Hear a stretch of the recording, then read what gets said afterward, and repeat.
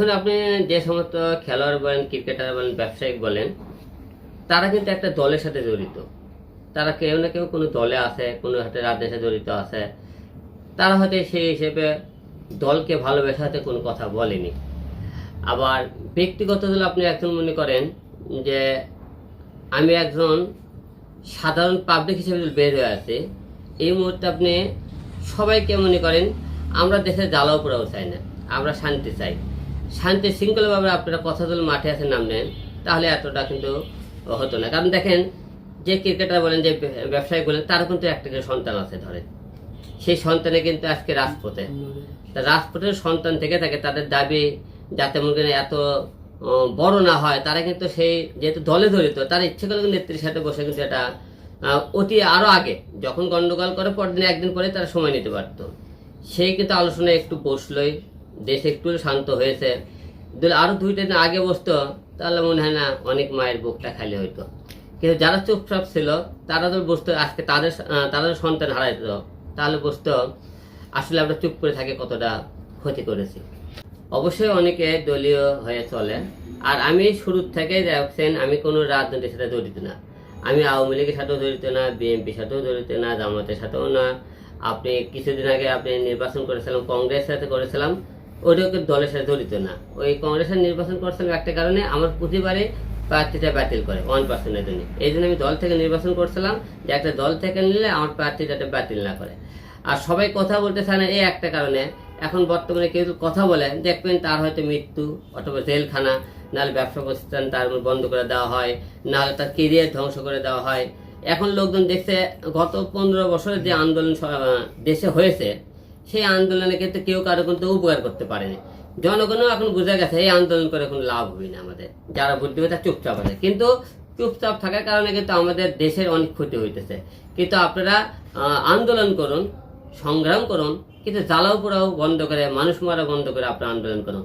কোনো আপনি ক্যাসাল গন্ডগোল করে কোনো সমাধান আনা যায় না যতক্ষণ পর্যন্ত আপনারা আলোচনার টেবিলে না বলবেন।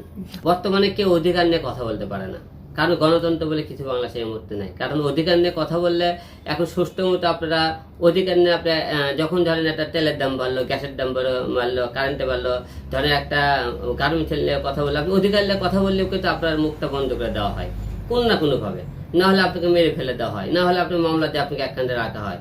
তো মনে করেন প্রতিটা লোকের একটা সব দিন শেষে একটা পরিবারের কথা ভাবে, যে আমি ধরেন আপনার পরিবারে শুধু আপনি আয় রোজগার করেন, আপনার যদি কোনো কিছু হয় আপনার এই পরিবারের 5টি লোকের কি হবে। অনেক কিছু মনে করেন ভেবে মানুষ অধিকারের কথা ভুলে গেছে, আন্দোলন করা ভুলে গেছে, চুপ হয়ে কেন আছে এই একটা কারণে, অধিকার দেখালে তার কোনো না কোনো সাইডে ক্ষতি হইতেছে। যারা ছাত্ররা বলেন এবং অনেক দিন মজদুরও আমি দেখেছি, আমার এখানে মনে করি যে গত কয়েকদিন মনে করেন সন্ত্রাসের মুখে হামলা করলে, ছাত্র হামলা করার পরে আর গুলি শুনলো, সেই গুলিটা কিন্তু সেই ছাত্রকে এবং হামলাকে না লেগে একটা রিক্সাওয়ালা বুকে লাগলো, একটা রিক্সাওয়ালা মারা গেল। এই মনে করি করে এই মনে করে অনেক ছেলেবেলা আমার যেখানে আছে এখানে মারা গেল। তো খালি কিন্তু ছাত্ররাও মারা দেয়নি, অনেক সাধারণ খেটে খাওয়া মানুষও মারা গেছে। এটা কি হচ্ছে কিন্তু দেশের কোনো এই যে কজন মারা গেছে, মারা গেছে দেশে কি কোনো উপকার হয়েছে? কোনো উপকার হয়নি। যে কয়জন মারা গেছে বরঞ্চ মানুষের পরিবার ধ্বংস হয়েছে। তা এইরকম প্রতিটা লোককে বুক পাঠিয়ে দিলে মারা যায়, হয়তো 6 দিন 7 দিন 15 দিন আপনি আমাকে হয়েছে, আমি মারা গেলাম 10 দিন 15 দিন মিডিয়াতে খুব হয়েছে হবে, তারপরে আস্তে আস্তে আবার যে কিছু হবে। তাহলে এই আন্দোলন যারা করছে, যারা মারা গেছে, আমি অবশ্যই দুঃখ প্রকাশ করি। এবং অনেক আমরা দেখেছি, আমার চোখের সামনে দেখেছি অনেক আপনাকে মিডিয়া কর্মী অনেকে আঘাত করেছে, অনেকে মৃত্যুবরণ করেছে। যারা মিডিয়ার উপর আমি দেখেছি অনেক লোক এবার মিডিয়ার উপর আগে আমি দেখি, রোডের ঘাটে আমি যখন একটু ঘুরতে গেছি, অনেক ওই মিডিয়ার উপর পুলিশ এদের উপর খুবই রাগ, এরা মনে করে উল্টো পাল্টা নিউজ প্রচার করতেছে, এদেরকেও ধরো। তো এই যে মানুষের একটা আক্ষেপ, এই আক্ষেপে অনেক কিন্তু মারা গেছে। যারা মারা গেছে তাদেরকে ধৈর্য ধারণ করুন। আল্লাহ পাক আপনাদের সবাইকে বেস্ট নসিব করুক। এবং আপনারা একটা করে দিন শেষে আবারও বলবো, আপনার জ্বালাও পড়া বন্ধ করে আপনার আলোচনা করে সবকিছু সমাধানে আসুন। ছাত্রদের উদ্দেশ্যে একটা কথা বলতে চাই, যেহেতু আপনারা আন্দোলনের মাঠে নেমেছেন, দেশের জনগণের জন্য ভালো চান, তাহলে আপনারাই পারবেন এই দেশটা একটা শান্তি একটা জায়গা নিয়ে আসতে। কিন্তু জ্বালাও পোড়াও করে না, আলোচনার মাধ্যমে। আপনারা শুধু কোথাও আন্দোলনে কেন করবেন? আপনারা শুধু চাকরিলে কেন করবেন? শুধু আপনি মুক্তিযুদ্ধ নিয়ে কেন করবেন? দেশের আমাদের যে সমস্যা, বেকারের সমস্যা, অর্থনৈতিক সমস্যা, আমাকে জিনিসপত্রের দাম বাড়তেছে, গ্যাসের দাম, তেলের দাম, একের পর এক আন্দোলন হতে যায়। তারপরে মনে করেন এই সমস্ত সব নিয়ে আপনি সমাধানে আসুন, শুধু আপনাদের চিন্তা করেন না, কারণ আপনারা আগামী দিনে ভবিষ্যৎ, আপনারাই পারেন এই দেশটা বাঁচাতে। তারপরে এমন আরে আপনারা একটা সমাধানে নিয়ে আসুন দেশটা, আপনারাই পারবেন, কারণ আপনারা মূল শক্তি, কারণ আপনারা আগামী দিনে ভবিষ্যৎ। তাই আপনাদেরকে দাবি, সারা বাংলাদেশ আপনাদের মুখের দিকে তাকাছে, আপনারা সুষ্ঠু সুন্দর একটা বাংলাদেশ জনগণকে উপহার দেবেন। তাই আপনার শুধু কোটা আন্দোলন নয়, আমাকে দেশের যে সমস্ত সমস্যা আছে এবং যে সমস্যা মনে করেন আমরা বঞ্চিত হয়েছি, সবারই মুখে গণ অধিকার, ভোটের অধিকার, খাবার অধিকার, চাকরির অধিকার যে সমস্ত কেড়ে নেওয়া হয়েছে সব নিয়ে আপনারা কথা বলুন, কিন্তু কোনো জ্বালাও পোড়াও দিয়ে না, শান্তিভাবে। এইটা আমার খুবই দুঃখজনক, লজ্জাজনক। ছাত্ররা যখন আন্দোলন করে তখন কিন্তু কোনো জ্বালাও পোড়াও হয়নি।